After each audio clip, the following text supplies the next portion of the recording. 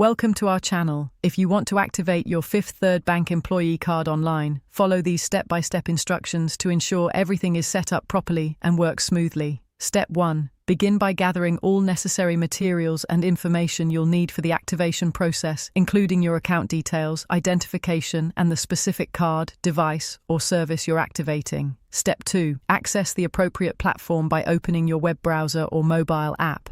Make sure you're using a secure internet connection to protect your personal information during the process. Step 3. Locate the activation section within the platform.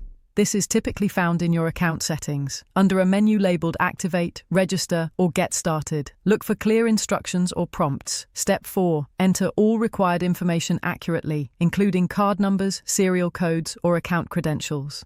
Double-check each entry to avoid errors that could delay activation. Step 5. Follow any verification steps that appear on screen. This may include receiving a confirmation code via text message or email, which you'll need to enter to proceed with activation.